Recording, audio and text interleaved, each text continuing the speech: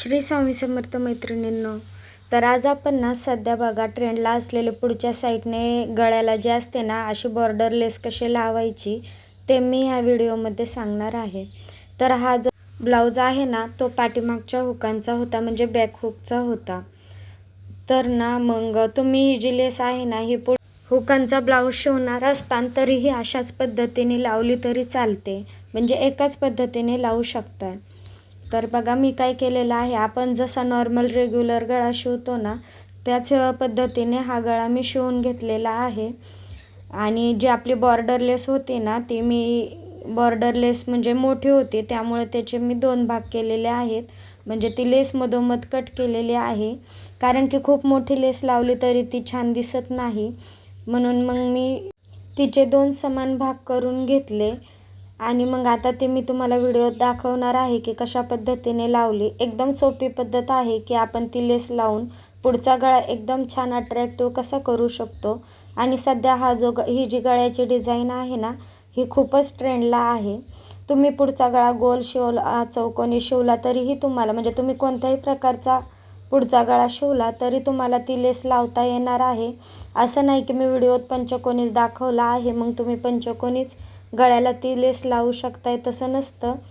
तर तुम्ही कोणत्याही गळ्याच्या डिझाईनला पुढून त्या पद्धतीने बॉर्डर लावू शकताय।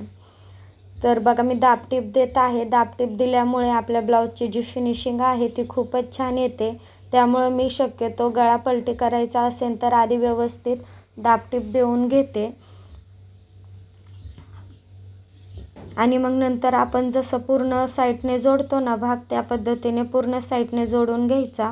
आधी गळ्याला टिप देऊन घ्यायची आणि मग साईडने पूर्ण भाग जोडून जो आपला शिल्लक भाग आहे ना राहिलेला तो पूर्ण कट करून घ्यायचा। तर हे 3-4 दिवसात ना व्हिडिओ टाकायला शक्यच झालं नाही।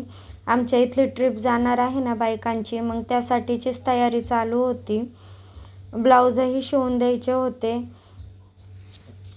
तर मग बघा म्हणजे संक्रांत झाली की नंतर मग ब्लाऊज असे त्यांचे रेग्युलर साड्यांचे ह्यांचे ब्लाऊज जे आहेत ना ते मी शिवायला घेतले। आणि व्हिडिओ एडिट करायला वेळच नाही भेटला।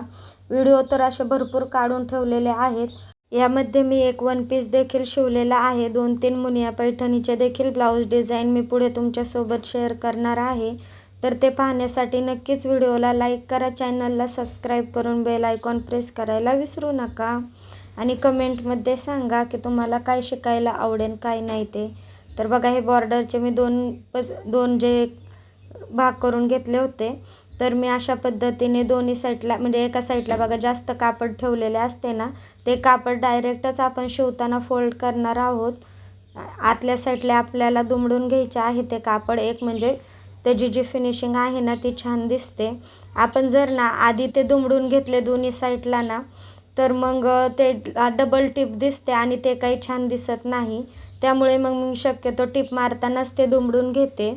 असे मी बरेच ब्लाऊज शिवले म्हणजे ह्या महिन्यात तर जास्तच ब्लाऊज झाले अशा लेसचे। अशा पद्धतीने आपल्याला जे आहे ना ती लेस लावून घ्यायची आहे। दुसऱ्याही भागाला आपण अशाच पद्धतीने लेस लावून घेणार आहोत। तर बघा आता ह्या साईडला जे आहे ना ती आपण लेस लावताना खालच्या साईडने वर साईडला जाते। हा जो ब्लाऊज आहे ना तर याला मी बॅक नेकची डिझाईन आहे ना ती देखील खूप छान केलेली आहे, त्याचाही व्हिडिओ मी लवकरच तुमच्यासोबत शेअर करेन। तर मी तुम्हाला काय सांगत होते ना, नंतर मी एक जे आहे ना ते एक पूर्ण साडीचा जो असतो ना वन पीस देखील शिवलेला आहे, तो देखील खूप छान आला होता। ते फिटिंगमध्येही तिला खूप छान बसला आणि तिला आवडला पण। तर हा जो ब्लाऊज आहे ना हा 36 इंच छातीचा ब्लाऊज आहे। उंची जी आहे ना ती शिवून 15 इंच आहे।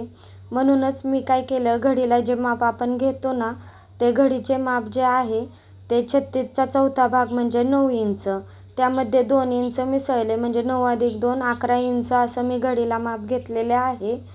आणि उंची जी आहे ती शिवून 15 इंच होती, त्यामुळे उंचीला मी 16 इंच घेतले, 1 इंच त्यामध्ये वाढवून। याचा पुढच्या गळ्यासाठी जे माप आहे ना ते मी 2 इंच घेतले आणि शोल्डर 5.25 इंच घेतले। याचा मुंड्याची जी कटिंग आहे ना मुंडा कट करताना मी जवळ 6 इंच घेतले असे मी ह्या ब्लाऊजला जे आहे ते माप टाकलेले आहे. तर तुम्हाला जर पूर्ण कटिंग बघायची असेल तर मला कमेंट करा. मी लवकरच कटिंगचा देखील व्हिडिओ तुमच्यासोबत शेअर करेन. म्हणजे या 2 दिवसात ना बाया इतके ब्लाऊज न्यायला आल्या ना, दररोजच म्हणजे कोण आलं, कोण टाकायला यायचं, कोण न्यायला यायचं, सारखं म्हणजे असं चालूच होतं. त्यामुळे वेळ देखील भेटला नाही. सारखं मशीनवर बसून हे करून पाठणही खूप दुखत होती. त्यामध्ये दररोज कोणाचे ना कोणाचे हळदी कुंकू राहायचे, त्यामुळे तिकडेही मला जावे लागत होते. तर हा व्हिडिओ तुम्हाला कसा वाटला नक्कीच सांगा. चला भेटूया आता नेक्स्ट व्हिडिओमध्ये. तर पूर्ण लूक जो आहे ना तो मी पुढे तुम्हाला ह्या ब्लाऊजचा दाखवतेच. आता आपण जे आहे ना ते खालच्या साईडची पट्टी लावून घेतलेली आहे.